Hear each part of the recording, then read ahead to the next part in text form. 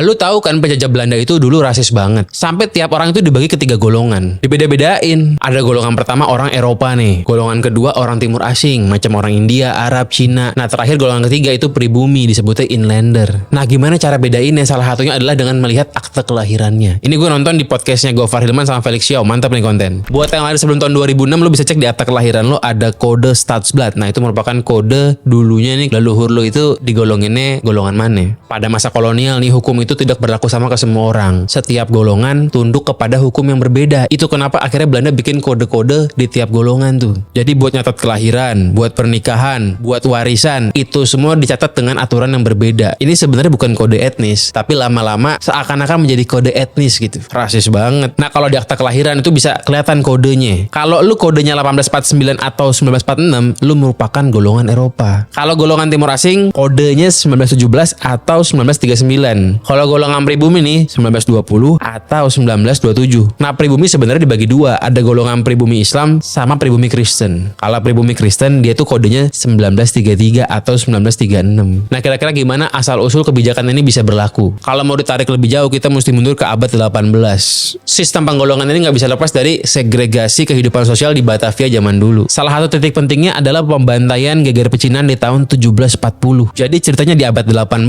itu udah banyak orang-orang Tionghoa yang berangkat ke Batavia buat kerja, buat dagang. Dia pada tinggal di Batavia nih. Kebanyakan mereka itu menjadi buruh di industri tebu, penggilingan gula. Nah suatu saat industri gula global itu kolaps. Akhirnya apa? Akhirnya banyak pabrik-pabrik gula pada tutup, pada bangkrut. Nah akhirnya karena banyak pabrik bangkrut, pengangguran juga meningkat. Pengangguran meningkat, kriminalitas juga meningkat. Selain itu VOC juga takut mereka ini bakal ngelakuin pemberontakan. Ya karena kan kalau orang lagi nganggur itu lebih gampang berontak karena nggak ada kerjaan. Akhirnya dimulai itu VOC nyiduk orang-orang Tionghoa ini buat dibuang ke Sri Lanka, diasingkan. Nah tapi muncul rumor nih di komunitas Tionghoa bahwa mereka itu tidak diasingkan ke Sri Lanka, melainkan dibuang ke laut. Akhirnya mereka marah, mereka berontak langsung. Nah akhirnya mereka ngeberontak besar-besaran sampai akhirnya Belanda ngebales dengan melakukan genosida. Disebutnya kejadian geger pecinan 1740. Lu kalau tahu Kali Angke itu disebut Kali Angke karena kalinya penuh bangke. Penuh bangke orang-orang yang dihajar pas geger pecinan ini. Segitu ngerinya. Nah setelah peristiwa ini, pengawasan terhadap komunitas Tionghoa itu makin diperketat. Dan akhirnya mereka ini dipusatkan tinggalnya itu harus di kawasan tertentu aja. Jadi orang Tionghoa pada akhirnya dipusatkan di kawasan namanya Glodok. Glodok ini merupakan dulu daerah di luar kota Batavia. Jadi kalau kita ngomongin kota Batavia pada zaman dulu itu tier satunya yang paling elit adalah di Jakarta Kota. Mereka ditempatin di dalam tembok tuh, ada temboknya. Di luar tembok namanya Glodok. Nah itu Tionghoa disuruh tinggal di sana. Kalau orang Arab sama India disuruh tinggal di Pekojan. Nah jadi jawaban kenapa Belanda bikin kode Staatsblad ini adalah untuk kontrol populasi, untuk melegalkan diskriminasi. Jadi kalau lu lahir sebelum tahun 2006 nih ya, lu cek akta kelahiran lo.